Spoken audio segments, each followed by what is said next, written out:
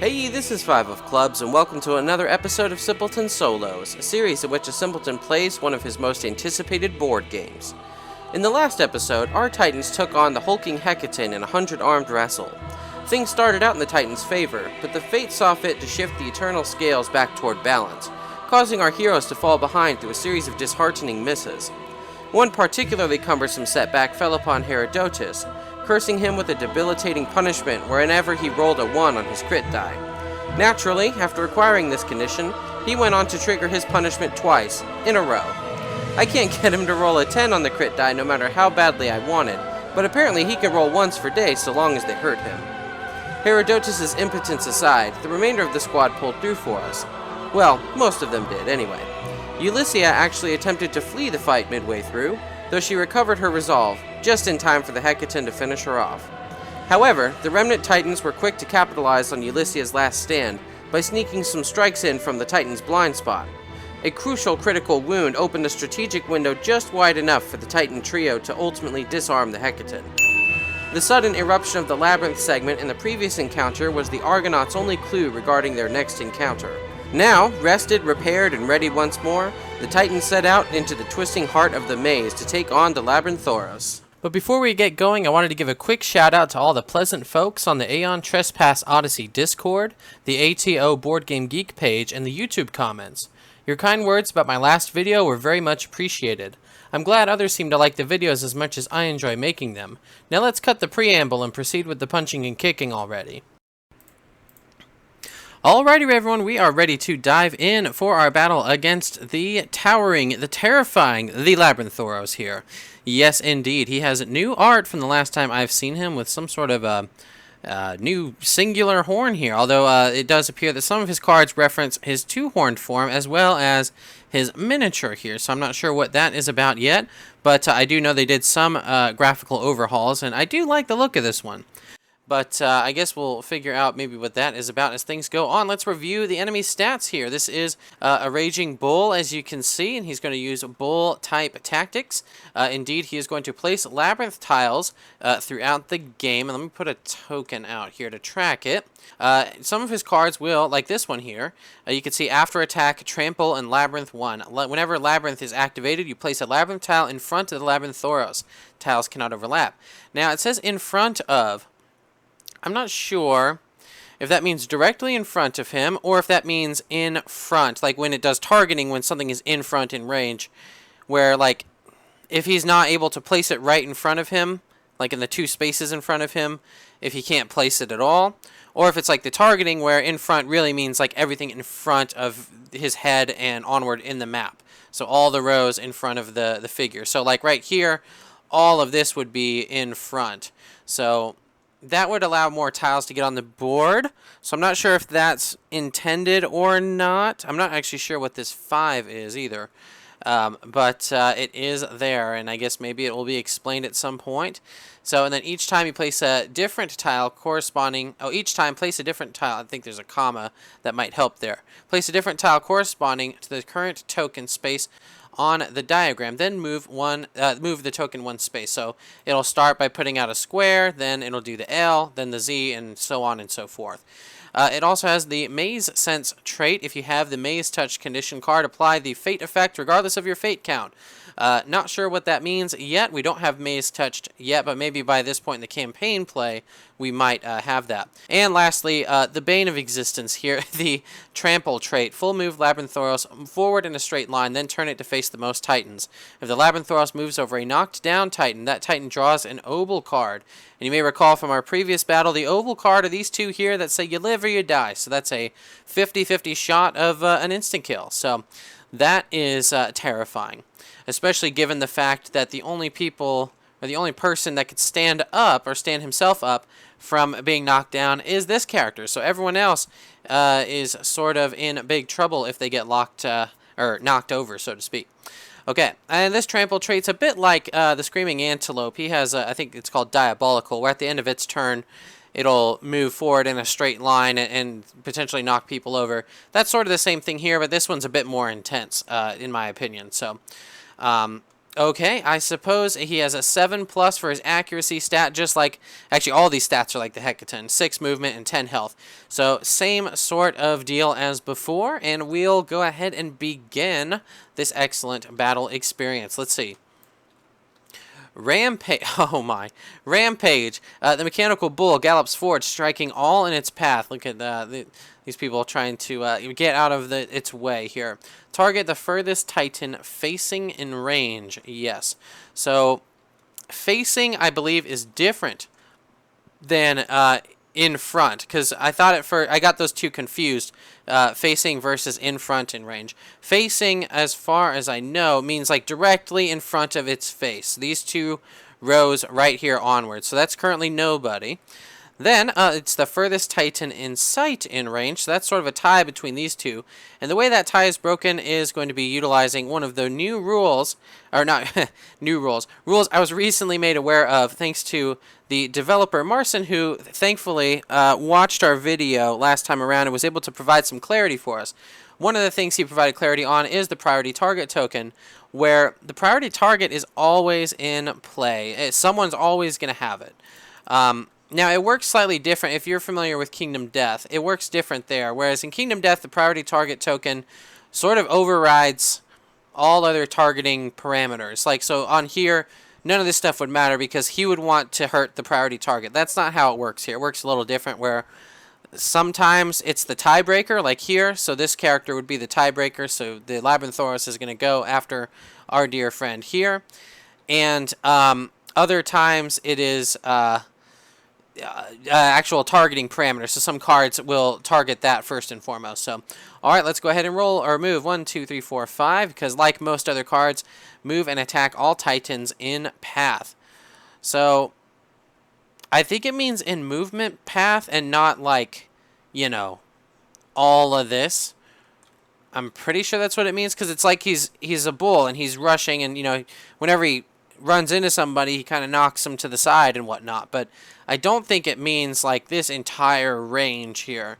Otherwise, that would be insane. Okay, and then each hit does 1 danger, and on a 3+ of fate, we would get +1 of those dice. And it's a 2-dice attack, so let's go ahead and have our friend Solon roll. And some of the new gear that's in play here, like the Shipwrecker Shield, has the 2 reroll trait, which will allow me to reroll the defense dice, which is pretty nice. Let's see. Okay, 5 and 4 is not going to do it, so let's use our 2 rerolls. It's a 9 and a 2, and unfortunately that is also not going to do it. I could spend my beautiful and excellent fate to do those rerolls, but this is only 1 danger apiece, so I think I'll actually just take the 2 danger and save those for attacks that are a bit scarier, so to speak. Alright, now with 2 danger, we are going to get trauma cards, which, by the way, he clarified a bit on the trauma card stuff. You apparently only draw trauma cards at a particular step during enemy attacks, as opposed to, like, when I was doing it, when I was taking danger from, you know, terrain interactions, and I was taking danger from, you know, getting knocked over and this sort of thing outside of the enemy's turn, like in wound responses. You don't actually draw trauma cards for that. You only draw them during a specific step during the monster's AI thing that happens after taking danger from a monster AI card. So, yes, we are going to grab a trauma card. Hope it's not a bad one.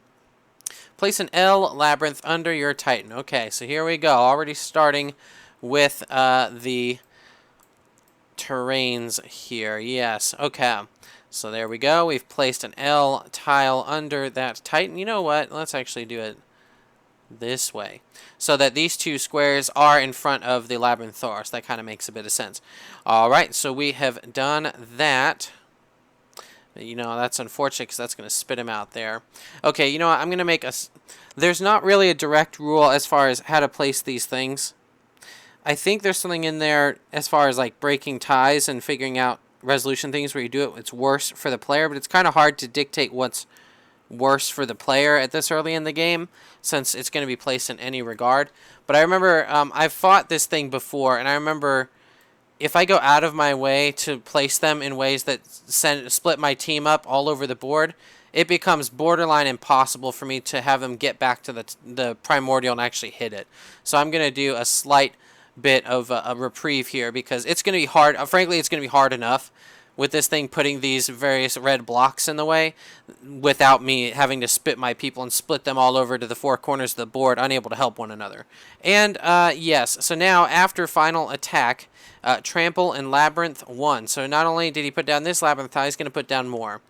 So trampling is something he does when he moves forward 6 spaces right up here, and then he's going to knock over folks here. 1, 2, 3, Nice 4, spare. 5, 6, and turn to face the most Titans. There we go.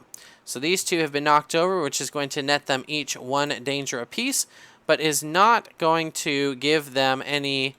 It's not going to give them any minor trauma cards, which is slightly unfortunate because those tend to be helpful. So these folks are going to be sitting on their rears for a while, so I'll give them their knockdown cards. Here we go.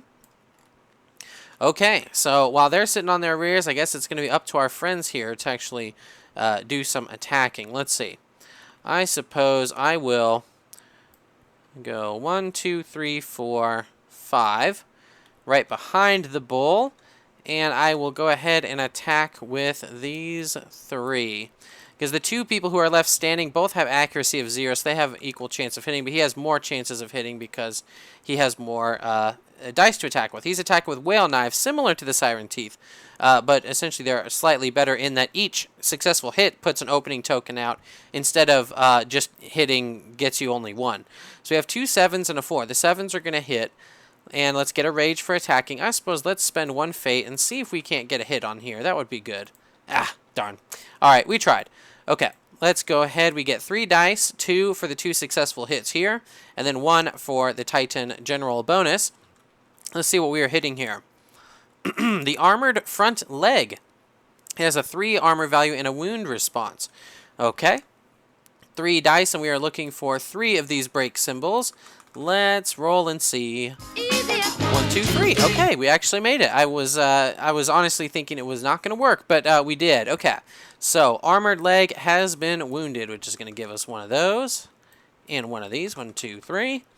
And it does have a wound response. Knock back 5 and then knock down. So we go 1, 2, 3, 4, 5, and then there he goes, knocked down. I guess maybe the leg servos kicked back and sent him flying. So now we have 3 of our friends knocked down out of 4, which isn't so good.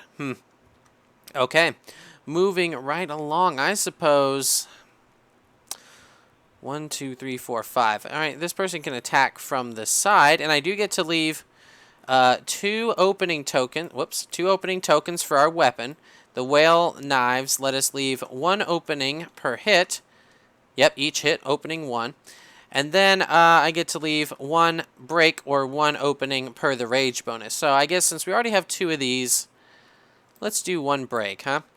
How about that? All right, so we have now moved with our friend Philoctera, and let's go ahead and flip that card. Philoctera is flipped. She gets to roll 1 die with this card called the Great Tree Club. You have to actually pay 1 fate to attack with it because it's such a heavy hitter. So we'll do that, and we'll get 1 rage for resolving an attack.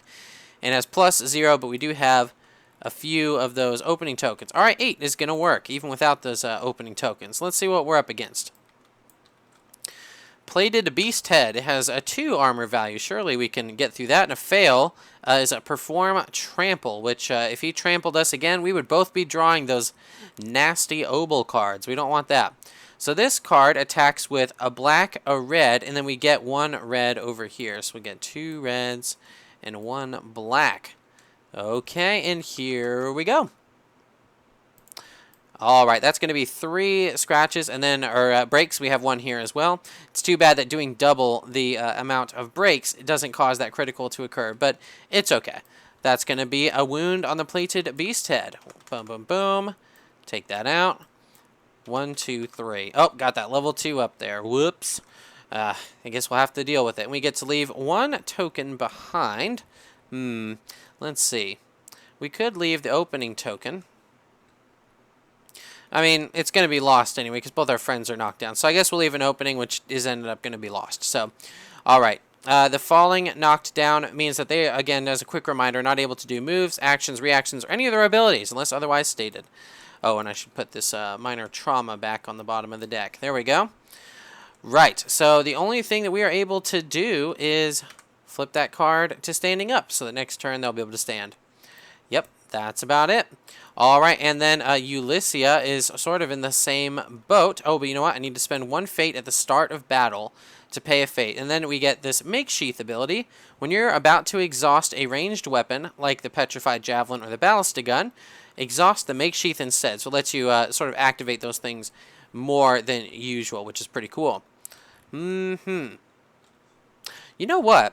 Actually, I kind of missed it, but it's okay. What I was going to point this out that I missed is I won't retcon this that far behind.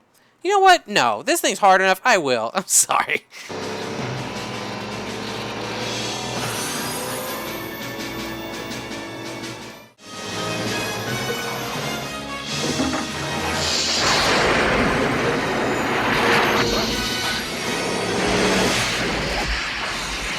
When it was getting ready to do its trample thing, by exhausting that headgear, the whole reason I equipped it for her was for this purpose, was to pay 1 fate and exhaust this card to move 1 space. So, as a reaction, meaning I did it in the middle of the rampage thing, right at this little exclamation point right here, that got me out of the way of the trample here, which means I actually have 0 danger. That was the whole the only reason I retconned it. Normally I would play it right. The only reason I retconned it is because the fact that this was the whole reason I gave this character this card was so that when this person got targeted and there was a trample that occurred, this person could run out of the way of it. So, yeah, get out of here, Knockdown. I'm sorry, but that's, no, we're not going to do that. This boss is plenty difficult without it. Okay, moving right along, I suppose we could move. Let's move. I could do right here and attack at range 4 with the Petrified Javelin here. How about that? It's going to be 2 dice here, hitting up with +1. That's good. 8 and a 1. So 8's a hit, I assume. And, oh, you know what? Oh, that's right. It was lost. Unless I did that. No. I'm not going to do it. 1 fate there. I've already retconned enough, right, guys? Okay. And I think I'll spend 1 fate to reroll that, because we just need a 6+ to hit. That's a 4. Okay, so unfortunately, we're only going to be rolling with 1 red die for this and 1 red die for that. What are we going to hit? Eroded breastplate. Sorry, not beast plate. And yes, indeed, you can see the cracks here, as well as on the side of the bull, which there are people in there. I thought originally that those were like people inside of the bull that were piloting it, but I noticed here on the art, it's just sort of a special artistic armor thing. So I don't know that there are people in there piloting it, despite its mechanical structure. Okay.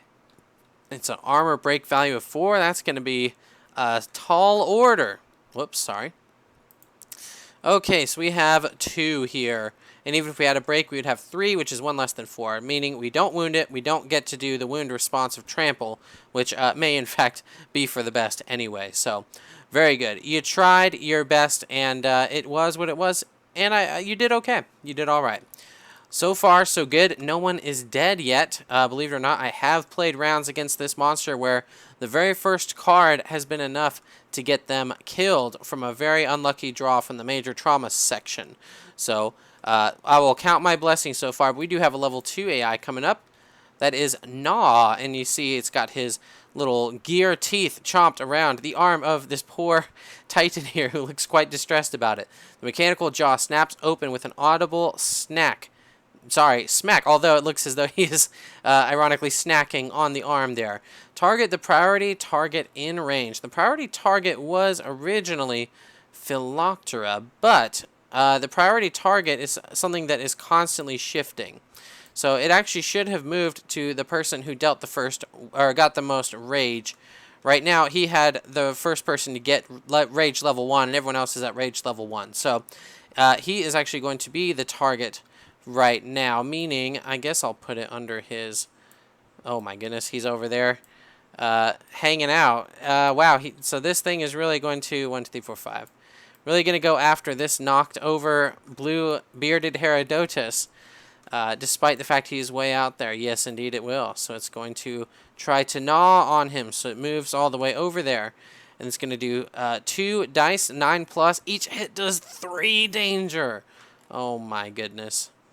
Oh wow. Okay, well, we heard the man. Let's go ahead and roll it.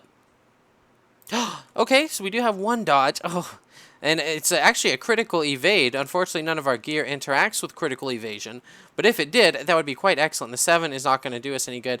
I think for something like this, the stakes are so high, we have to try and re-roll it. Oh, no. Oh, it's close. There it is. But unfortunately not. So we are going to net ourselves 3 danger, which is going to give us 1 of these. Anything else that happens before the next step? If you have Fate as 6+, you're drawing an obol for the attack. Wow, okay. Yes, good thing we don't have to do that yet. Alright, so let's go ahead and take a peek.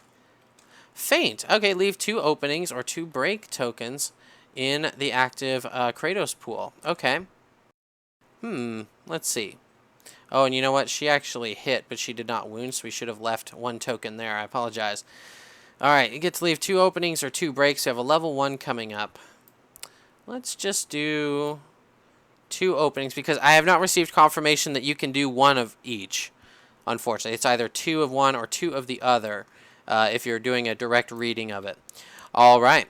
Ouch. And then after attack, Labyrinth 1 against the target. Alright.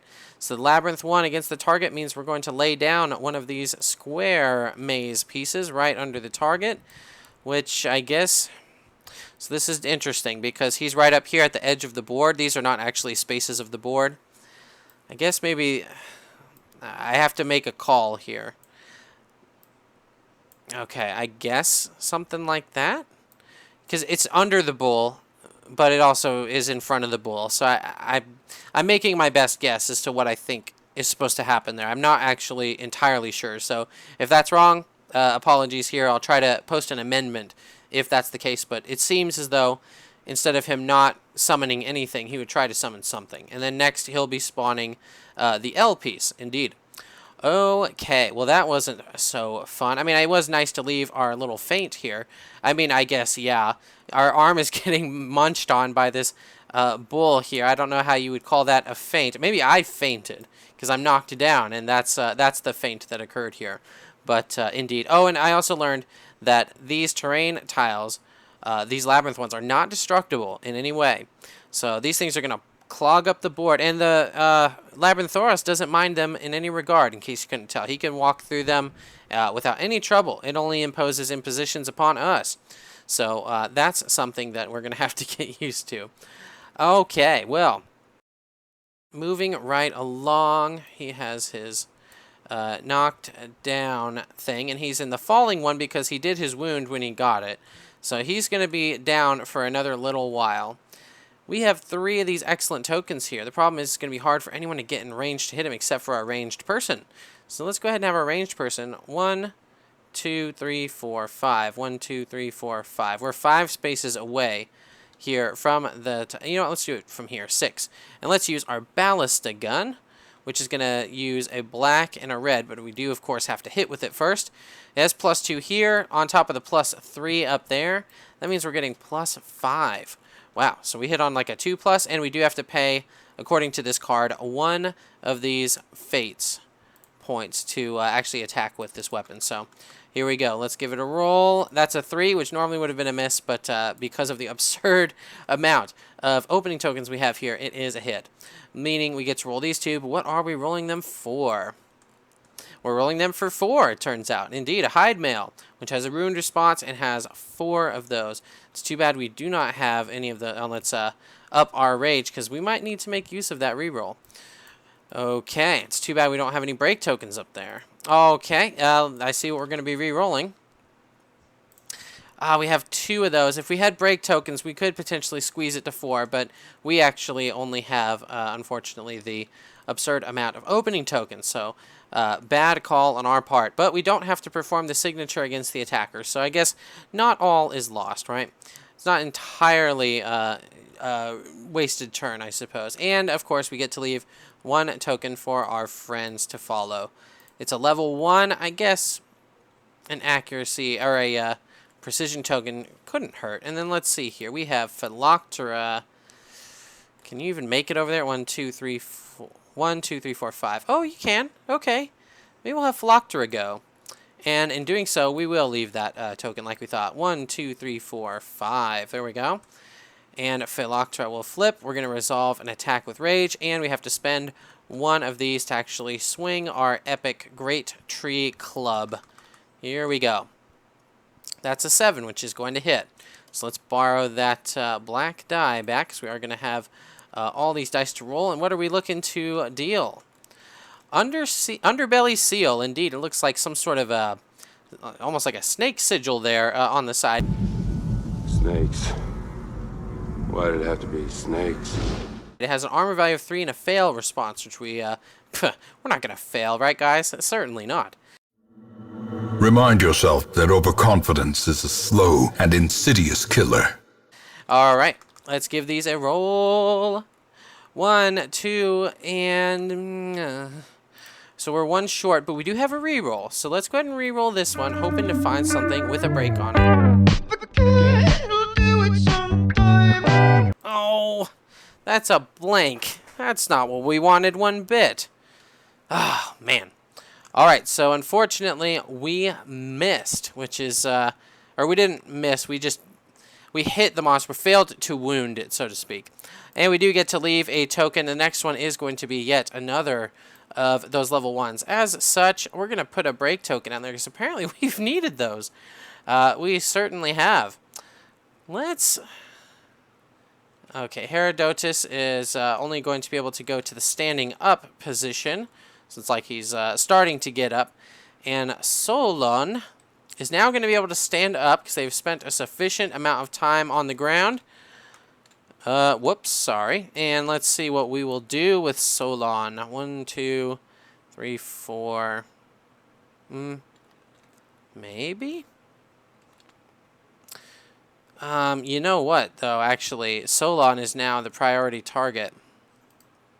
So let's go ahead and get rid of that. So Solon, knowing that you are the priority target, my friend, maybe we want to go 1, 2, 3, 4, 5. Here we go. That's about it. It's about all we can do for you, my friend.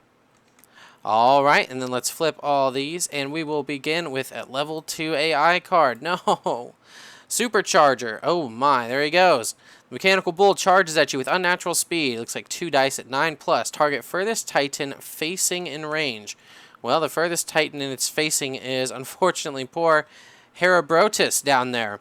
Pretty high, huh? Okay, but that's in facing in range. So move and attack all Titans in path. On a 5+ of fate, give an additional die, and he only has a 2+ of fate, so that's not so bad. This is one of those weird things where I'm not sure. The furthest Titan facing in range is him, I guess.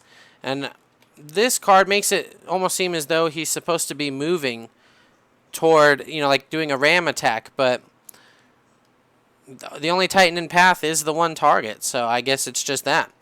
Each hit does 2 danger if moved through at least 1 labyrinth tile 3. It didn't move at all, so I guess it's just 2.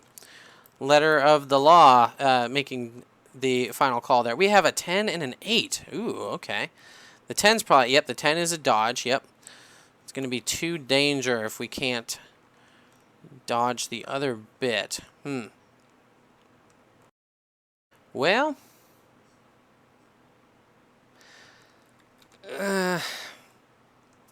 okay, I guess we'll try it. Okay, that was the opposite direction of what we needed to go. Okay, so that was not a dodge, certainly not.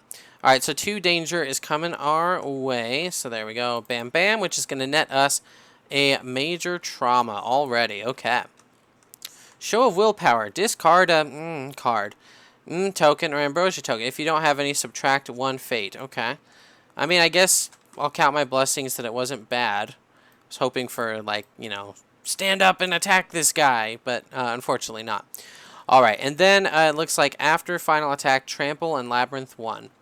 So the trample is just going to go this way, and then he's going to turn to face the most Titans in facing, and because he trampled our friend and displaced him, that's yet another danger, but we're not going to draw a trauma card for it. And then Labyrinth 1. Let's see what he's putting out. We already know he's putting out an L piece. Yes, indeed. So, let's see. And he's putting it out right in front of him. I guess right there makes a bit of sense. I don't think you're allowed to, like... I don't know if you're allowed to flip it and rotate any other type of way that you want. So, I think it kind of has to keep the orientation that it comes out with.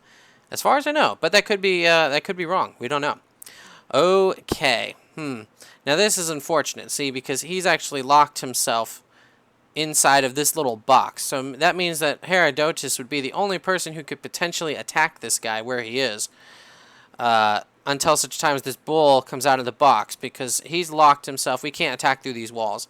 So I think this round we're going to have to do some basically kind of getting ready to see this guy. But the problem is we don't really know what he's going to target on the next one. So this is going to be kind of tough. But all right. Moving right along, let's see. It's about time for Herodotus to stand up. Because everyone else, no one's going to be able to target him unless it's through that blinking green area. I assume that when you place these things, you're trying to get 2 spaces in front of the Titan as often as you can, but I'm not sure. To start with Herodotus or not? Sure. Let's start with Herodotus. He stands up and he smites at thee, because for all I know, there may be a trample that happens, which will bring the bull out into the middle of these friends if he gets a hit or some sort of response that triggers that. So maybe we might see it. Let's see. Oh, that was a 9 a second ago. Let's see, 10, 9, and 3. Okay, we get another rage, of course. Let's re-roll this 3. See if we can get something a little better. An 8. Okay, so we have 2 hits here. So that means we're going to roll 3 red dice. But what are we rolling them against?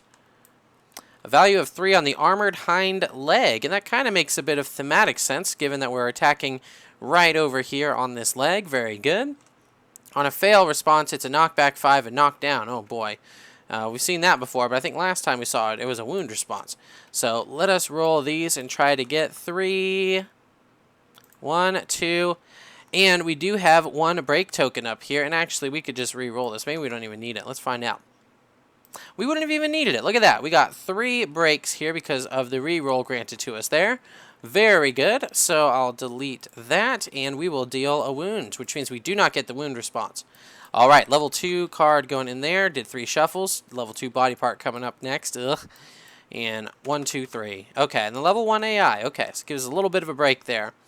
Right, but unfortunately he is going to remain where he is, which means all of our friends over here are not going to deal very much damage. And he still has his move, so what I'm going to do is go 1, 2, 3, 4, 5. And get into this little city area, because the city area actually grants you evasion, a bit like the bush in Kingdom Death Monster, in the White Lion encounter, so that's pretty cool. Oh, and you know what else, actually, because I hit him, I could use back away too, and then I could go 1, 2, 3, 4. Very good. Optimizing that movement there. Very good. 1, 2, 3, 4, 5, 6. Yeah, it's 7 to even get to him. So, as a result, I think what I'll do is I will let Philoctera go first. I would be able to put a bunch of opening tokens, 2 opening tokens, then 1 of these at the end for his rage bonuses, but the problem is no one else is going to attack, so I know those tokens are just going to get lost, so I won't even bother. I suppose we'll go 1, 2, 3, 4, 5, maybe? 1, 2, 3, 4. No, that's still too close. 1, 2, 3, 4, 5. How about that? Yeah, I think that's fine.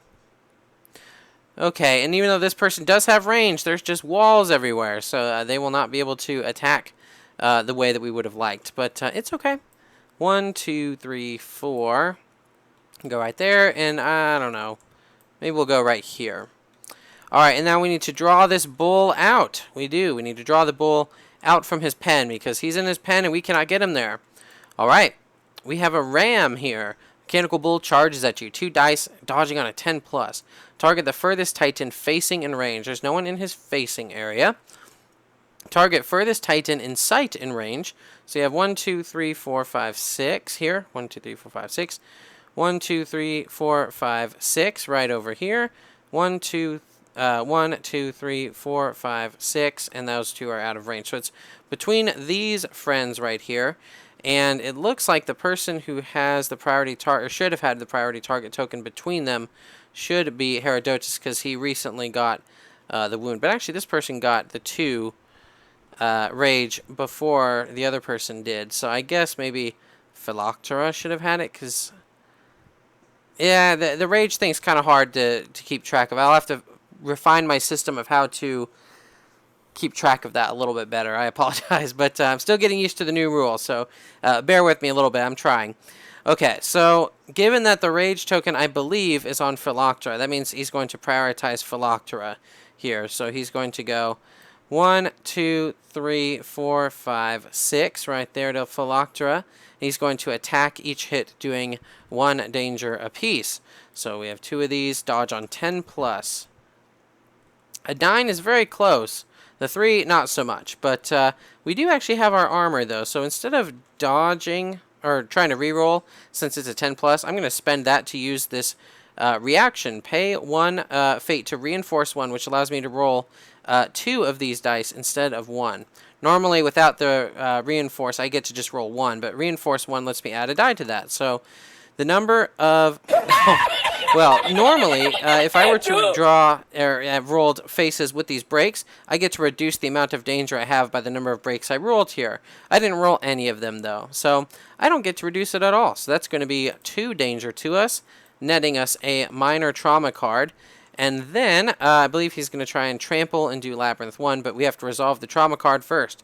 Oh, come on, action break, action break. Glimpse weak spot. Look at the top body part card. You may put it back on top of the deck or into the discard pile. Okay, so I guess we get to see what it is and decide if we want to bother with. Nope, don't think so, because we don't have any tokens in the Kratos pool. No, we do not.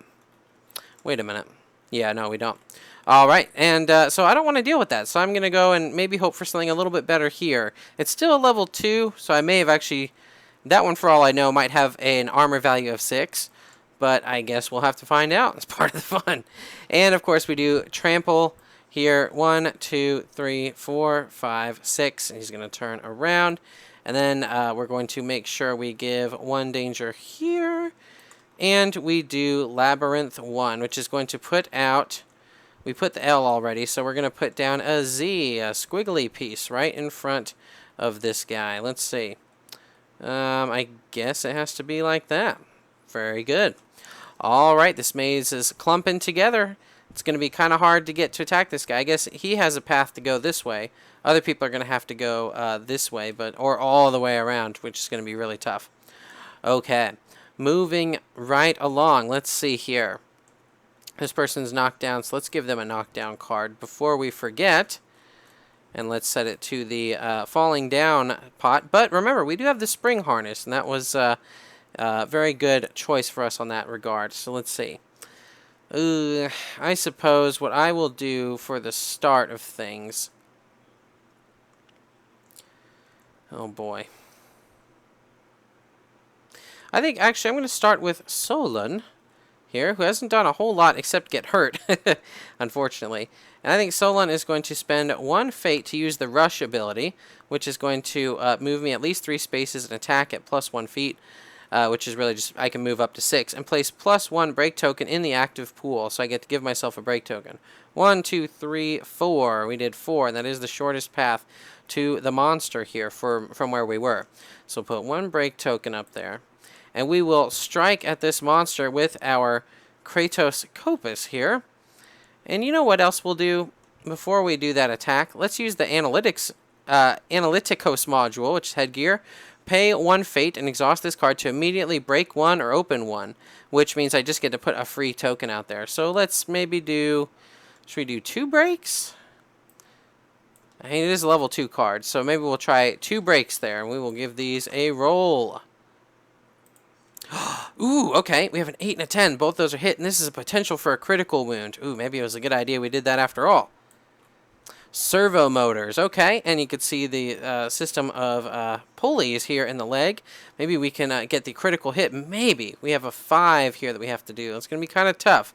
So we get to roll 3 dice altogether. Looks like it's 2 for the hits and 1 here. It's going to be pretty tight, but we might be able to do it. We don't have a reroll, though. No, that's not going to do it. Even with this, that's going to bring it to 3, which is 2 shy of what we need. Oh, boy.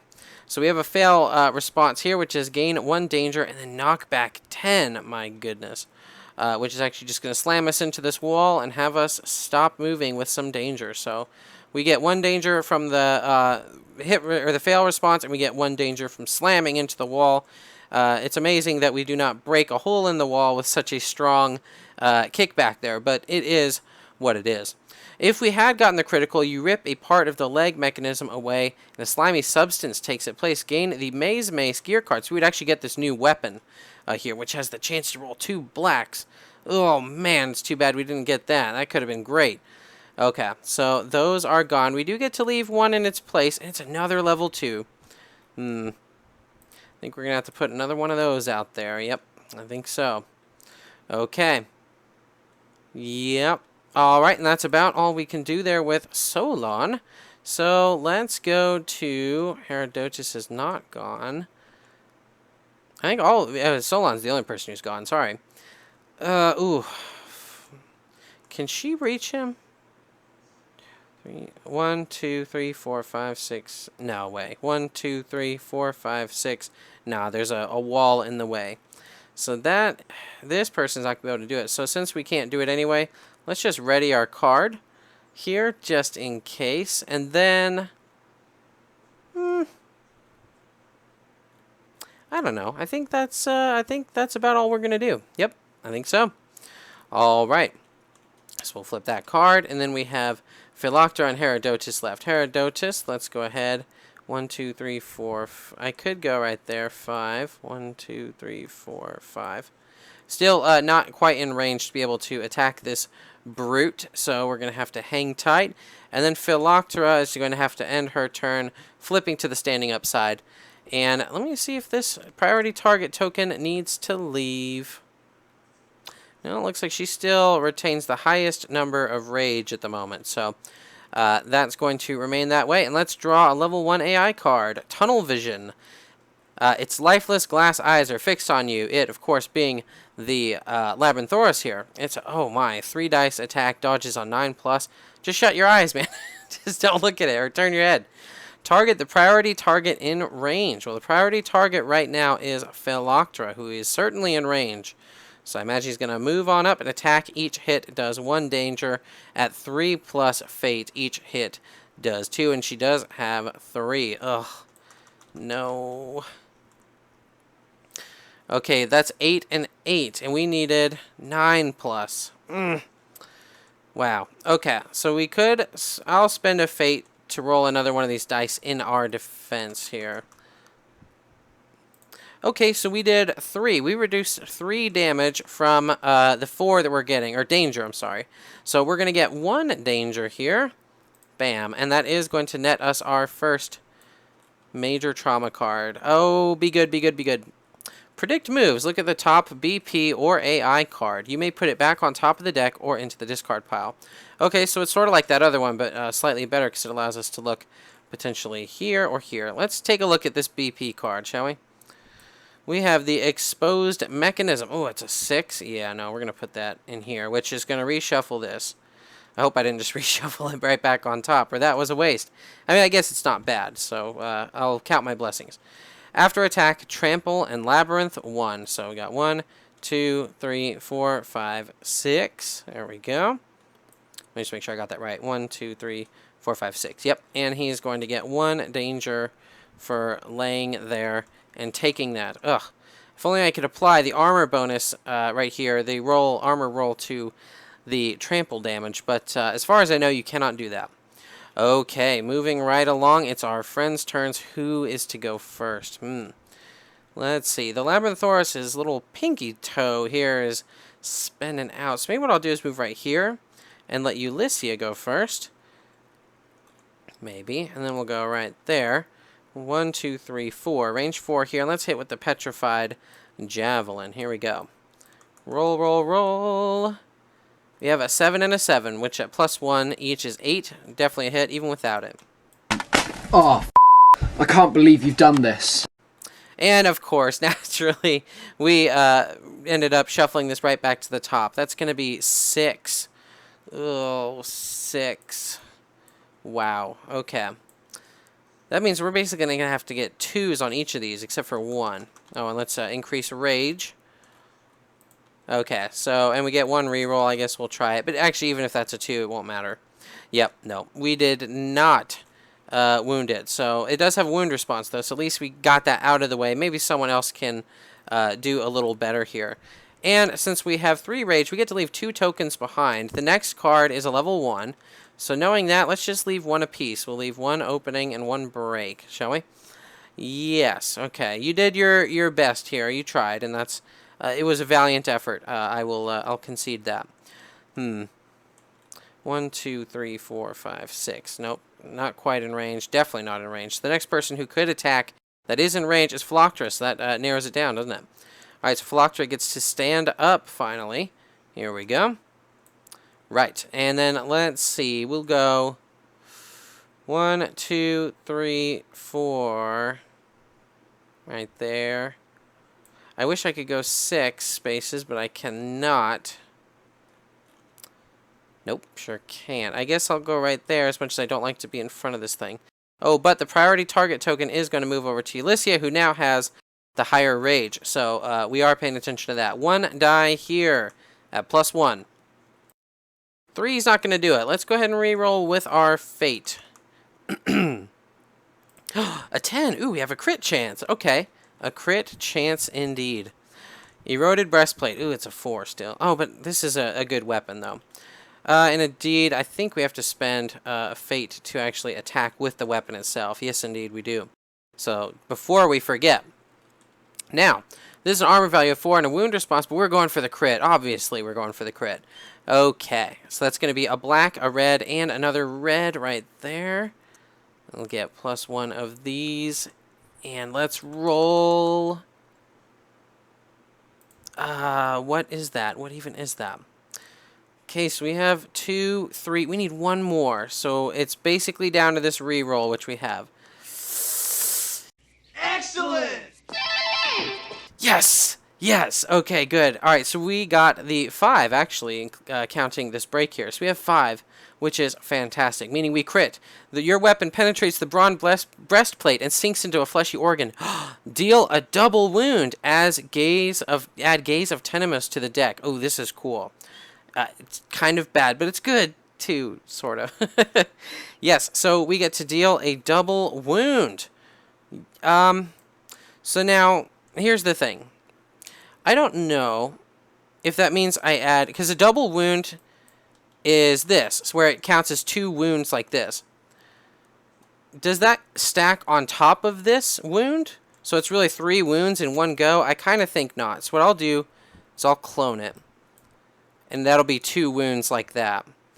I may be wrong, and I may actually be playing on hard mode. I guess we'll find out later, but it seems kind of crazy that you would do 3 wounds in one body part here. A level 1 body part, no less. Alright. And before we forget, let's go ahead and shuffle that in there. And there's only 1 of those. So we take 1 of the level 1 AIs from here, and we'll shuffle a level 2 up there. Now, the Gaze of Tenemus here is an X rank here, which means it doesn't normally get added potentially. But now we know as the back of its card is a 3, and we don't have any 3s in there yet. So if we see a 3, we should instantly be suspicious that it is the Gaze of Tenemus. End the attack. The will beyond wills looks into your heart and only finds fear. The Titan must pass an endurance 8+ test, or they gain, oh my goodness, 3 danger, 3 fate, and the dread condition card. So this is a trap card, which is now going to plague us for the remainder of this game. Ugh, that is no good. Wow, that's tough. Okay, and we get to lay 2 tokens there. What's the next card? It's level 2. This kind of worked out okay, so let's actually put that right on back. Though our friends are out of range anyway, so it won't matter a whole awful lot. Alright, and our friend here, let's go 1, 2, 3. Let's hang out right there. Our friend over here, let's go 1, 2, 3, 4. No, 4. Yeah. Wait, 1, 2, 3, 4, 5, 6. Oh, no, we don't want to be that close. You don't want to be that close either. We want it targeting this person or that person. We don't want it targeting either of those folks, I think. Nope, sure don't. So that's where we will end those movements at. Bam and bam. Yes, indeed. Okay, so now it is the enemy's turn. It's a level 2 AI card. These are unfortunately lost. Here we go. Oh, Encasin. I haven't seen this one. It's a 3 dice attack on an 8+ target. Priority target, insight, and range. Yes, priority target right now is Ulyssia. Alright, so he's going to move on up and attack. Each hit does 1 danger. At 3+ fate, you only... Oh, you have 4, so you're going to have to do 3 danger... Or 2 danger hit instead of 1. For each danger dealt, Labyrinth 1 in front of the Labyrinthauros if possible. Oh boy. Okay. Well... Was that 3? Yeah, it was 3. 5 and 5. Not looking so good there. A 10. Okay, the 10 is going to dodge. That's good. The other 2 are not. I could spend fate trying to re-roll it. Maybe. What are we going to get? So, oh, we're at 0 danger, though. So maybe what we'll do is go 4 danger. 1, 2, 3, 4. Which is going to net us a major trauma. Here we go. And he, before he puts out that labyrinth... Oh, no, the labyrinth crap happens before. Yep, sure does. Okay, so Labyrinth 1 in front of the Labyrinthauros for each damage dealt. We took 4, so he's going to Labyrinth 4 times. So he's going to put out an eye piece like this. Okay, we'll set that there. Alright, we got that one there. Then up here he's going to put... Or he's going to try to put... looks like a... What is that? Oh, the square, yeah. The O piece, yes, in front of him. He can't put it like that, so I guess he's going to have to put it like that. Right, there we go. And then he's going to put some labyrinth pieces over there, presumably. He's got an L coming out, and he's got a Z coming out next. So, I guess the L will go right here. And the Z will go right, maybe here? Here? There we go. Okay, so he threw out a bunch more of the maze stuff. So that's unfortunate for him. He's going to have to try and go all the way around to try and get toward this monster, potentially. After attack, if fate is 6+, perform signature. Let's see if that is going to occur. Fate is not 6+. But before we do that anyway, we would do this. Call to arms. You may move another Titan up to 3 spaces or stand another Titan up. No one is currently hurting right now.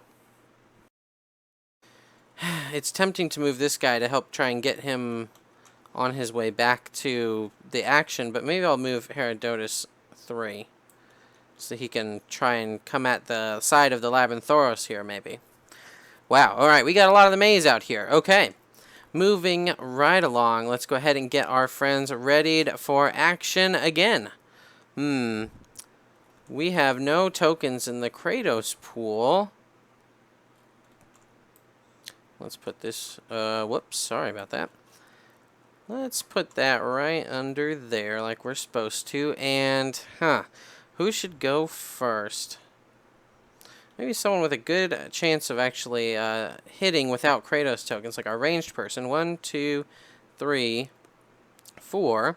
And she can actually shoot with her ballista gun here, right from where she is at. What do we have coming up next? Level 2. Not incredible odds that we're going to hit this thing, but I suppose it is what it is.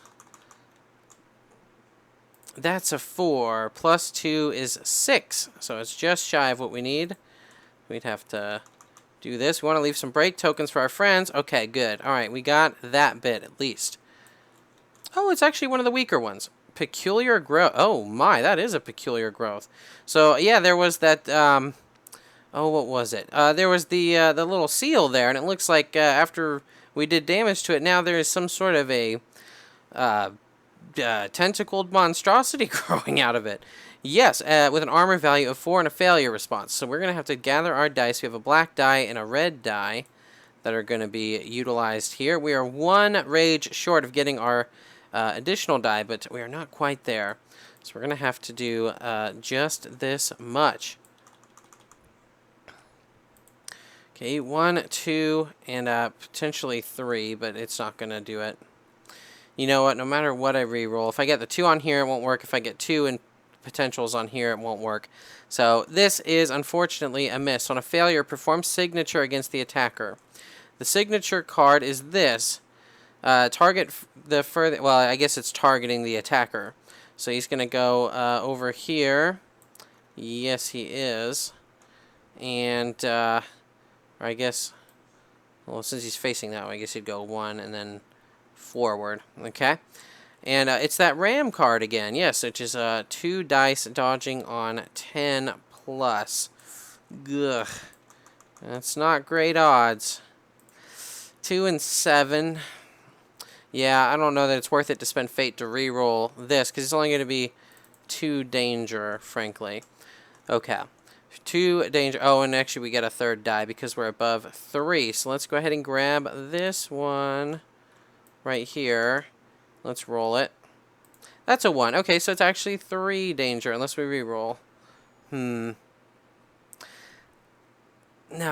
we shouldn't do it.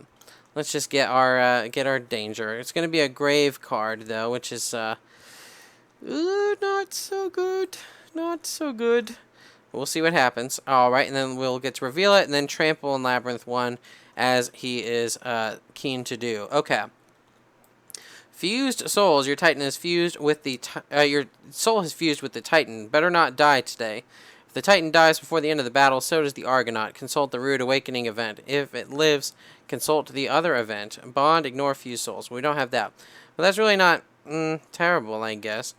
It doesn't say to keep the card, so I guess we'll keep that. That would be terrible in the campaign, but for the standalone battle, I don't know that that's very, I don't know. We're not going to see the ramifications of that, so to speak. So, it could have been worse. It could have been the one where it's just like, you died. So, I'll count my blessings there. So, she has gone. I suppose I could have Phylactery go next, or Solon. She gets to leave 2 tokens behind, though. What tokens? We have a level 3 here, and I think I know which one that is. Well, given that we know what it is, let's just have this person try to... well, who should we have try to trigger it? Let's see. Solon's at 5 danger, so maybe not Solon. Maybe we'll have Phylactery is also at 5 danger. Well, someone's going to have to trigger it. Yep, they sure are.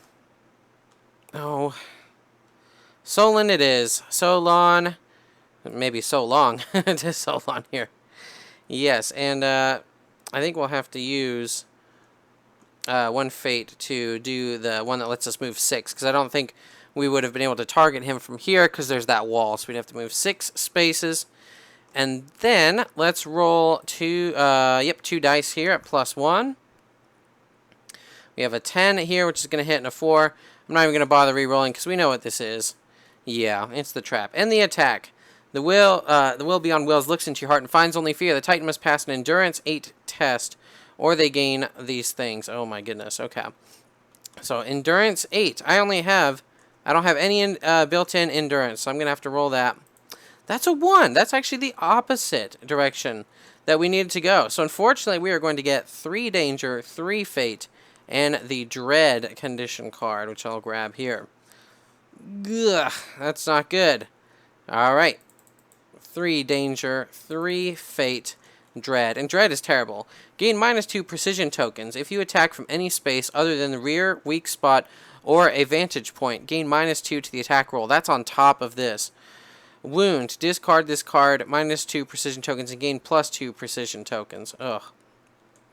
Oh, man. That's rough. Okay. There we go. So we're attacking at least -2, maybe even -4 in certain instances. We did hit, but we end the attack. Let's go ahead and make sure we leave our tokens out. Let's see. Maybe we'll do... We only get to leave one, huh? It's level 1. Let's go ahead and just leave an opening token. Why not? Then Phyloctera might be able to actually hit it. 1, 2, 3, 4, 5. There we go. Phyloctera. We let Solon go to take that hit so that you might actually be able to deal some damage. Let's see what we got. Another 10. Wow. All right. Phyloctera. Hey. Way to go. What do we got here? The underbelly seal. Oh, it's not broken here. Okay, I thought we already wounded this one, so... Oh, maybe it has 2 underbelly seals. One on the left side and one on the right. Okay, so we have 3 here. We're going for the crit, and we get to roll quite high, powerful dice. We get to roll the red and black, and then another red, and of course we have to spend a fate for actually attacking with this weapon. So let's go ahead and roll it. Get ourselves a rage. We have 2 here and a bunch of potentials. Okay, but we do have a reroll available to us, so let's go ahead and use that. Oh, good. Okay, we got the 3. I was going to be very depressed if we did not. Critical. You destroy the waxy seal and the air feels... Sorry. You destroy the waxy seal and the air feels with a putrid smell. Maybe fills? A black fluid pours out of the opening. One Argonaut may discard Maze Touched. That would be great if any of them had Maze Touched. But I do appreciate the gesture nonetheless. Alright, that was a level 1 card, so we do get rid of a level 1 AI and shuffle in a level 2. We have 6 wounds over here, so we're making our way downtown to victory. Now, let's see. With 4 rage, you get to leave 2 tokens behind, and I could do pushback, but that would actually push him into my friends. I don't think I want to do that. Let's see. I suppose the next one's a level 2. Let's just do 1 of each, shall we? Right, and then our friend down here, unfortunately, is going at 1, 2, 3, 4, 5, 6. Ooh, actually, Herodotus might be able to make it. Yes, he can. Let's spend 1 fate to do a rush attack, which allows me to move up to 6. 1, 2, 3, 4, 5, 6. And I will strike at the tail end of this creature here. Let's see. Let's go ahead and roll. And the 9 is a hit, the 5 is not. The 5 plus 1 is 6, so we're going to have to spend 1 fate. The 1 certainly is not, so let's go ahead and re-roll this first. 2 is not going to do it. I think we're going to need at least 2 hits to have a prayer of damaging this thing. Okay, so we have 2 hits here. Just going to leave us with 3 red dice to roll against this. Hydraulic Pump, which is a 4 armor, and it performs trample. Oh boy, if it fails. Okay, well... Okay, so we get to roll 3 of these dice. We're looking for at least 3... Oh! We should have gotten a rage, which does give us a reroll, but...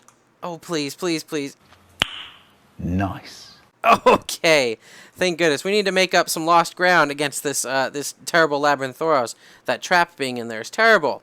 Alright, so 5 breaks is going to supersede 4, which means we do not perform the failure response. And this level 2 is going to net us yet another level 3. Oh boy, we shuffled a level 3 to the top. No. No. Oh, what if it's the trap again? Oh. No. Okay. We'll just have to suck it up. And we got 2 hits here, so we're going to leave 2 openings here and 2 tokens here for whatever comes next. What if we did... So we need 2 openings at the very least. So we got those 2, because this I used in my attack. So I'll get 2 there. And we get 2 tokens left. I guess we'll do 2 breaks and 2 of those for level 3, hoping that it's not that stupid trap. But knowing my luck, it probably is. Okay. That's everybody. Everybody has gone, so let's go ahead and get these all together, and I suppose it's time to draw the level 2 roundhouse kick. Bam! The bull rages, attacking all that got too close. Oh, we're all adjacent. Oh, you know what? He should have done backstep. Sorry about that. We're not all adjacent.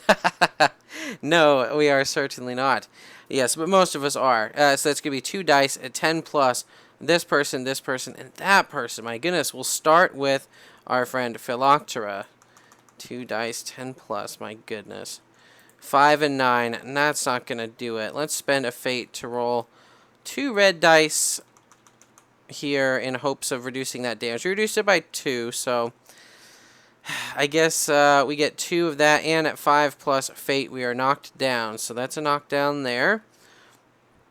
2 of those, and let's see, we get a grave trauma. We don't do it just yet. And then we have the red character Ulyssia. Here we go.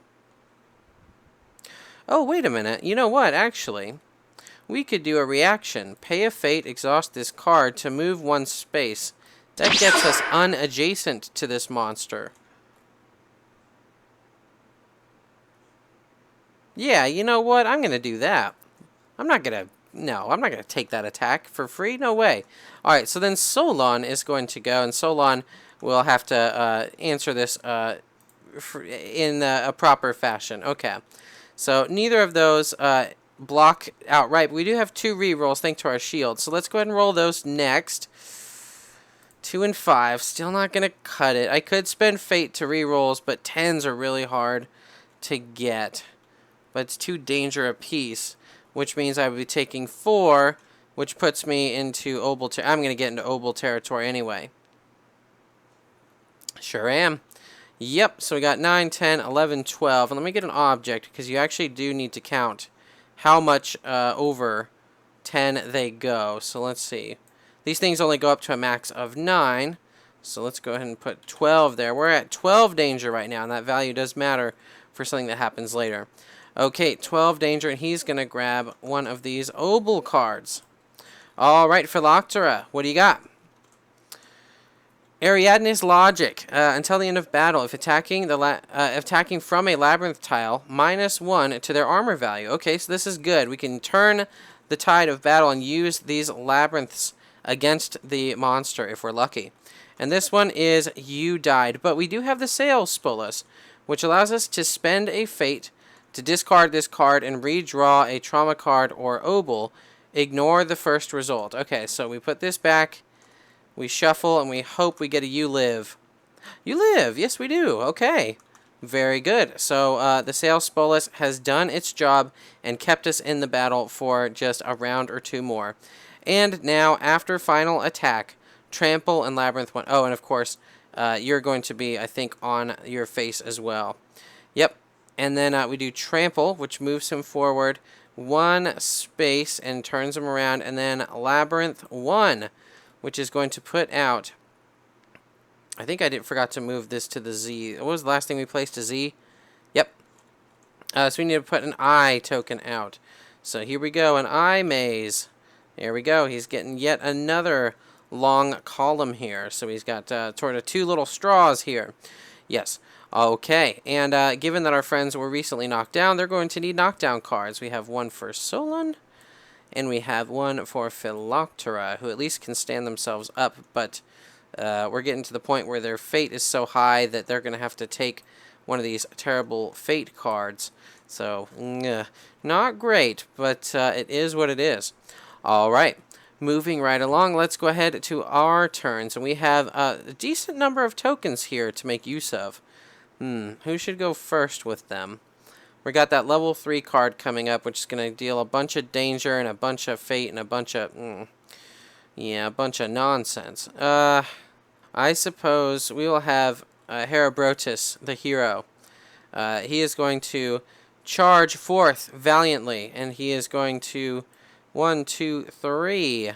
There we are. And you know what? Because we're amazing, we're going to spend a fate to have used the rush ability, meaning that we get to add an additional break to our attack here. Yes, okay. All right, and we valiantly strike. Let's roll our 3 dice. This may, in fact, be farewell to Herobrotus. We'll have to see. Whale Knives. All right, so we have a 6, a 7, and a 3. We have 2 accuracy there. So the 6 and 7 are going to work.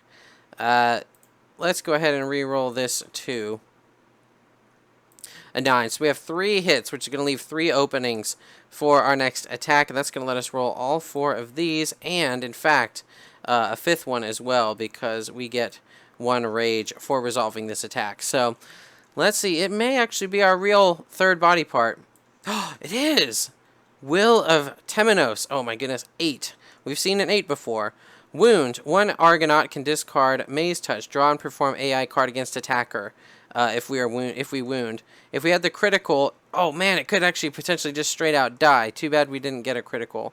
But we get to roll 5 of these things with 2 rerolls available to us. What do we have? 1, 2, 3, 4, 5. We have 5 here, and we have 2 of those. We have 7.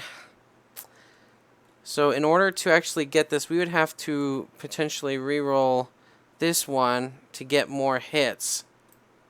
Let's go ahead and try it. That's a blank. We got 1 more reroll. Okay, 1, 2, 3, 4, 5, 6, 7, 8. Okay, we actually did it. Wow. Okay, we actually did it. So that's a wound. So the beautiful thing about level 3 body parts, I mentioned this before in the last battle, at the very end, it didn't seem to play a big deal then, but here it actually does. So the beautiful thing is, this, I believe, actually stays in the deck because it doesn't go to the wound pile. Instead, you get the double wound card, which what I'll do is I'll actually just clone 2 single wounds, make them big enough to fit on the stack here. Ooh, well, let's see if it'll stack there. Alright, that's going to bring us to 9 wounds out of 10. Okay. On Argonaut, alright, draw and perform an AI card against the attacker. Oh, it's a level 3. Oh, no. Minotaur Logic. Oh, boy. He's going to lay down some logic on us. That's not good. Oh, boy. Let's see. It's a 2 dice here, and it's an 8+. And I would gain a Fated Menos card for having so much fate, but I have no idea what that is. So, I don't imagine our friend Herodotus is long for this world. Anyway, ooh, we got a 10. Critical evade, but he doesn't have any cards that capitalize on it. And each hit does 2 of that, and gain the Fear Condition card. And, of course, we do get to potentially throw some more tokens in there and use our back away as well if we survive all of this. And, of course, our openings. Oh, boy. I could spend a fate to re-roll this one trying to dodge. And you know what? Let's go ahead and try it. 9. Does the 9? Yeah, dude. The 9 actually dodges. We don't get that. Instead, we get a Moiros card for maxing out our fate. Let's see what it does. Fatebringer. Gain 1 something. And I have no idea what that is. Another thread. Another random titan suffers. Oh, my. All this stuff. And then knockdown. Wow. So, essentially... oh, man. This is going to be a close fight, my friends. Very close. Okay, so one of our other friends is going to be suffering 3 of those. I guess what we'll do is roll. On a 1 to 3, it's Elissa. On a 4 to 6, it's Solon. 7 to 9, it's Phyloctera. And on a 10, we'll just ignore it, right? Just kidding. Phyloctera. Poor Phyloctera is going to get 3 of those, which is going to net her an Obel card. You live. Wow. Okay. Not expecting that. We're going to get 3 fate. Is that it? Let me check. Yeah, 3 danger, 3 rage, 3 fate. Okay.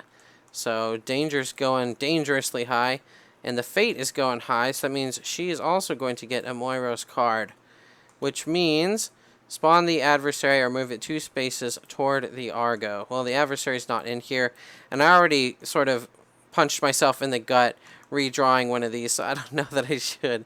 I guess I'll see what it is.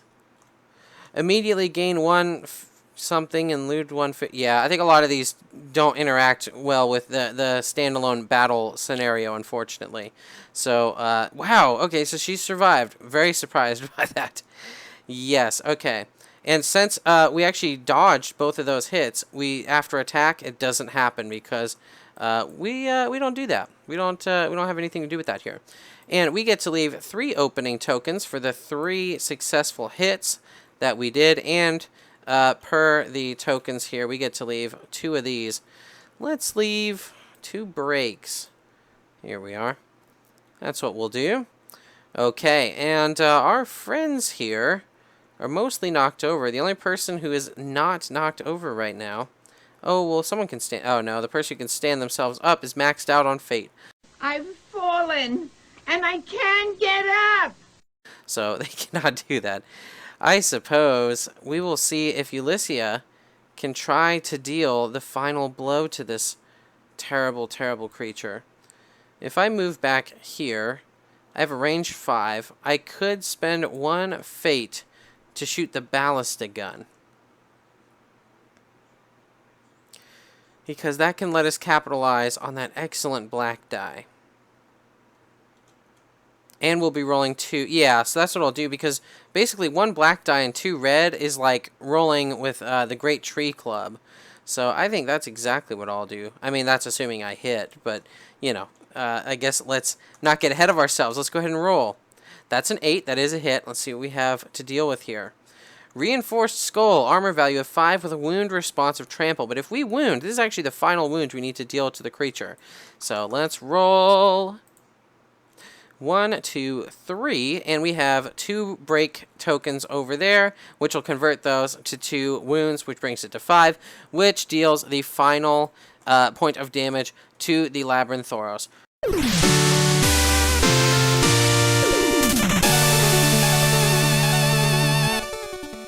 And that's how you take out the trash, folks. A broken mess of mangled metal and matted fur that was the Labyrinthauros lies at the feet of our titans, albeit by the skin of their titan teeth. This was a close battle. 1 or 2 more rounds and we'd have seen the titans trampled to maize dust in quick succession. I think it's time to roast us some hearty Labyrinthos jerky. But while it's cooking, let's talk about the battle. I have a lot of thoughts about this battle, which took me a good while to compile coherently, and even then, it's still a lot I have to say. I didn't say much in review about the Hecaton, as I feel he's very straightforward and effective. But the Labyrinthauros has a lot going on, and the nuances of its design are deeper than its brainless juggernaut brother. Mind you, these thoughts are perhaps slanted through the narrow scope of the demo contents here, with some potential for my own possible misunderstandings, so take all this with a pinch of salt. In sharing my thoughts here, I may in fact reveal myself to be an incompetent buffoon, but hey, the show is called Simpleton Solos after all. Discord user Kevlar commented that the level 3 Labyrinthauros was even more difficult than the Hermesian Pursuer, this game's equivalent to a super boss. That was a shocking thing to read at the time, considering that the Hermesian Pursuer was supposed to be a feared, powerful entity that you'll want to spend as much time avoiding at all costs.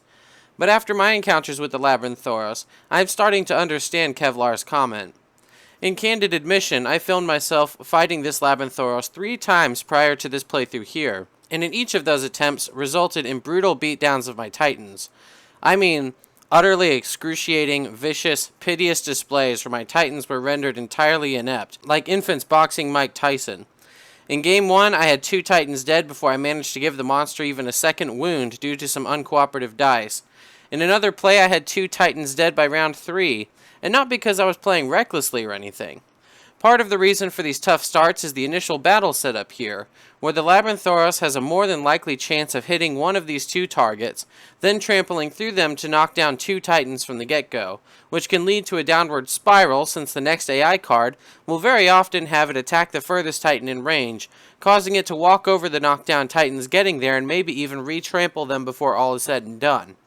The Labyrinthauros hits really, really hard, and has plenty of attacks that require evasion rolls of 10 plus to dodge, leading to a very, very fast ramp-up of danger since there's not enough armor gear to go around, and no evasion buffing gear to speak of. This results in early grave trauma deaths, and 1 major trauma death, if the evasion rolls don't go your way, or obol card draws on trample and other AI cards that take you out. Some of the titans I lost early in these sessions didn't even have a chance to play at all, spending their board time eating an attack on turn 1, getting knocked down by that attack's trample activation, and remaining unable to act until the monster attacked them again and finished them off. As an avid Kingdom Death fan, parallels to the twice-removed uncle of the Labyrinthauros, the Screaming Antelope, were inevitable. In many ways, the Labyrinthauros design is like a Screaming Antelope on steroids. Both creatures share an affinity for high mobility, zipping across to their targets for attacks, then galloping over them to create some distance. And while the Screaming Antelope encounter has an open board that allows survivors to follow the fleeing beast and cut at its hamstrings, The Labyrinthauros complicates things by blocking paths with those indestructible maze pieces, leading to a tighter, tougher spacing challenge. Continuing the comparison, there are many times in Kingdom Death where if you fight the antelope too early, you'll be in for a pretty bad time. Without the tools of Dash, which allows you to perform a full move during the enemy turn, or Encourage, which allows you to stand up knockdown characters, your units can end up spending a long time in a knockdown loot until the Primordial kicks them to death. These moments of gameplay are where you're left helpless to the whims of random chance, are some of the most frustrating and discouraging moments in the game, especially when encountered with frequency. The battle with the Kingsman comes to mind. But in Kingdom Death Monster, every survivor gets access to these tools to mitigate the knockdown stuff. Every survivor can use Dash to move out of the way of a trample, and every survivor can use Encourage to stand one another up, not to mention that most Kingdom Death AI cards leave knockdown survivors alone. Some instrument gear even buffs the Encourage action to stand up multiple knockdown survivors at once. However, here in ATO's Labyrinthauros battle, comparable abilities are much more limited and their gear restricted. Only one of the Titans can stand himself up as he has the spring leg gear. Another can dash one square using a special visor gear to maybe escape the trample range if you're lucky with the maze tile placements. And the other two Titans have no mitigating gear or effects for knockdown. And remember, knockdown doesn't just happen from trample. Knockdown also happens from AI cards, BP cards, trauma cards, and even primordial movement, so staying clear of the trample range doesn't necessarily mitigate your chances of getting knocked down by any substantive degree. Additionally, mitigating gear such as the spring leg gear or the visor costs fate points to use. Setting aside the fact that fate increases the damage output and difficulty of AI cards, fate is also your only reprieve for mitigating bad evasion rolls. Kratos tokens help make attack rolls easier for the Titans, but fate is the only thing that helps them out with the evasion, outside of the rerolls from the boat shield, which only one Titan can have. And given that even 4 danger, less than half of the max danger value, can result in a dead character, evasion opportunities are super important. But with 9 fate allotted to each Titan, you can generally have enough fate to split between gear and rerolls if you're careful, right? I mean, look at this battle. I passed up reroll opportunities multiple times to save those fate points for more dire circumstances or gear activations, and everyone managed to survive the fight. It's a tight resource economy, but it works, yeah? Well, I know something you don't know. we're actually playing on easy mode here. To my horror, the creator of the game mentioned that you will rarely start battles with zeros in your Titan stats, including fate. Looking at how this battle went, and how the others preceding it have gone, I'm positive I'd have been crushed yet again if I only had, say, 6 fate to work with each character. Remember as well that trauma cards and other effects can also cause you to gain fate points, further sapping that precious rerolling or gear activating resource away from you. Then on top of all that, imagine starting out with just 2 or 3 danger. You could end up drawing grave traumas on the first turn of the game, possibly resulting in a start of game death, depending on which AI card is played. My guess is that I'm either making egregious tactical errors somewhere, incorrectly resolving certain card effects somehow, or I don't realize the breadth of tools we will have available in the final release to manage all these things. Because as it stands now from the standalone fight experience, I see they weren't kidding with their hard co-op description. I definitely don't think I have this boss figured out just yet, but I'm not sure what egregious errors I'm honestly making either. I've played through multiple campaigns of Kingdom Death Monster, so I'm not exactly new to this type of game. And despite KDM's reputation for being a luckfest, I find that you actually have a great degree of control through your gear and survival actions, not to mention fighting arts, weapon proficiencies, affinity bonuses, etc. Often I can have a good idea of who is going to get targeted by an AI card, and where the monster will end its turn at, so I could prepare and respond accordingly. Inversely, in the bullfight here, I feel as though you have very little control, even less so when the movement and attack ranges are being locked down all the time due to the maze growth. Enemy attacks largely boil down to unmitigatable dice rolls with bad odds. KDM's dodge action is sorely missed here. It's hard to even arrange for your tank to take a certain hit, as you don't know whether the monster will target the furthest Titan, the nearest Titan, adjacent Titans, or priority target, which further complicates the formula. As a result, I have trouble discerning where the monster will end its turn at, and even more trouble getting there to attack the monster if it ends up behind some obstructing maze terrain outside of my movement range. Remember, there's no dash in this game. 5 movement is all you get, 6 if you use the rush ability spending fate, but you have to attack if you use that ability. Remember also that most weapons in the game are melee, which require adjacency for targeting, making you prime pickings for being stepped on when the bull moves to its next AI target or caught up in the trample. And ranged weapons require line of sight, which is broken by the maze walls behind which the bull almost always places itself. Trauma card effects are a crapshoot over which you can only exert influence if you have the Sale Spolis item, which only 2 Titans can have, and even then you can only use it once and it costs a fate to do so. In my experience, the Spolis rarely lets me ever survive an Obol. Usually I still end up dying when I reshuffle and redraw the Obol per the Spolis effect, so it doesn't tend to stay the hand of death for me like I think the item is supposed to. Systemic points aside, let's talk about the bull itself. One of the most effective means for mitigating some of the bull's shenanigans is through its unique vantage point mechanic. We didn't get to see it come into play here, unfortunately, but in short, it opens up a foothold for a Titan to mount the bull, rodeo style. From that vantage point on the bull's back, the Titan is immune to trample effects and moves with the bull, granting them excellent access for attacks. Of course, the bull will try to buck you off every round, but if you manage to hang on, you're in a prime position to do some damage, as long as the dice cooperate. This is one of the best touches of thematic flavor to the bull battle experience, so it's a shame that you can fight the monster and never manage to trigger it. In the actual physical miniatures for the game, they even made custom miniature platforms for you to place your Titan figure on when you gain access to these vantage points, so it's unfortunate that it only happens randomly when you crit a certain body part card, requiring you to roll a natural 10 on the white crit die and succeed in the wound attempt thereafter. As such, whether this tactical mechanic materializes in your game is left entirely up to unmitigatable chance, since there's nothing in the game that buffs your crit roll range. It's not really a design flaw or issue necessarily, it's just disheartening since I think the VP thing here is really neat. I'd prefer an intentional strategic condition that your Titans can pursue for something like this, but that's my own personal preference. As far as other personal preferences are concerned, some of the design choices for the body part interactions are a bit baffling to me. You can attack the left and right legs of the bull, which makes sense, but the crit rewards for doing so give you increased precision or attack power when attacking other body parts from the weak spot by its back legs? That's kind of strange. Why would a crit on the leg of the Primordial make your attacks against its head or its body stronger? It seems to me that the more fitting crit effect would have been to reduce the bull's movement value, which also thereby means the bull's fleeing potential is reduced and its trample range is less dangerous. The +1 precision or +1 break effects are fine, but I know I'd certainly have preferred the benefits of a reduced movement range for the bull instead of something that essentially boils down to 1 Kratos token bonus when attacking from certain spaces. Perhaps the movement reduction doesn't fit with the idea of the inverted combat paradigm, where Primordials are supposed to ramp up as they get injured, but to that I'd say that a -1 armor value or -1 2 hit values aren't ramp-ups for the Primordial either.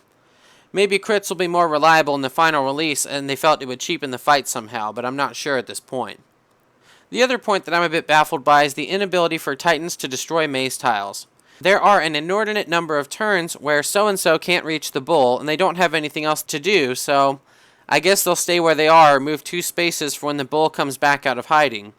Universally, I wouldn't mind a rest action for these sorts of turns in any Aeon Trespass Odyssey battle, but I digress.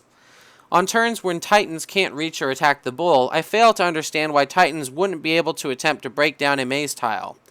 This singular change would alleviate a large portion of my current frustrations with this fight, allowing there to be progress made during stale rounds where the bull is out of reach and the Titan has nothing to do with their actions. A Titan can open the way to the hidden bull and others could use the new opening to go at him, or simply free himself if he's trapped in a particularly cumbersome maze piece. You could even make it a chance-based interaction so there's a chance for failure. Roll a d10 on a 7+, remove an adjacent maze tile or something. It seems likely that this idea was already considered during development and scrapped for one reason or another, but I'm not sure why. Allowing more tactical choices to the player to combat stale turns seems better in my mind, and there are already plenty of unproductive turns due to the incessant knockdowns. And let's not forget that trauma cards can spawn even more of these pesky maze pieces than the bull already does on its own. Being able to break 1 or 2 of these maze tiles in an encounter seems like a benefit. All in all, it might sound as though I really don't like the fight from my notes here, but that would be inaccurate. The fact that I dedicated this much time and thought to analyzing its contents is itself a testament to my level of consideration for the experience. If I didn't care for it, I'd be content to set it aside with a shrug or surrender to its rougher edges. Admittedly, while there are aspects of the fight that I find occasionally frustrating, and I feel I have no reliable means of addressing them with all my titans, I really do like the idea of what's going on here. I like the maze growth stuff, I like the overclocked antelope feeling, I like the vantage point mechanic, and I like the general battle experience when the Primordial allows my titans to actually participate in it. The two core frustrations just combo off one another in a precise enough manner to be occasionally tedious. If your titan is not knocked down, the bull will likely be behind protective terrain, preventing you from reaching it in your 5-space movement. And then when it reveals itself again, it will be to attack you and knock you down again. My current best read on the overall battle structure is that ranged builds appear to be heavily rewarded here, as they are afforded the widest chance of targeting the mobile monster from the largest angle set, so long as you can manage the 1-round exhaust upkeep for the item. Unfortunately, there are only 2 ranged weapons available, so you'll have to work with at least 2 melee weapon users. These melee titans should be given the majority of the mitigation gear, the stand-up springs, the dashing visor, and shields and armor as allowed by carrying limits, with the intention for these titans to field most of the attacks from the Primordial. From there, it appears that you'll want to position your titans throughout the battle as best you can so that only 1 titan is caught per trample, despite needing adjacency to attack, which necessarily clumps those melee titans together. From there, you've set yourself up as best you can with the tools available. The rest is up to the boss, the dice, the maze tiles, the trauma cards, and the responses to play nice, because they're all dictated by luck. But that's just the Simpleton's perspective. Perhaps with more experience, I'll stumble upon other nuggets of strategy that were not immediately clear in these battles today. But what are your thoughts on the Labyrinthauros? Do you have any tips or tricks for it? I'd be interested to hear what you think about it. Let me know in the comments below, on the ATO Discord, or on BoardGameGeek.com. So thanks for watching, and we'll see y'all in the next episode where we take on the Hermesian Pursuer with absolutely blind eyes. Looking forward to it.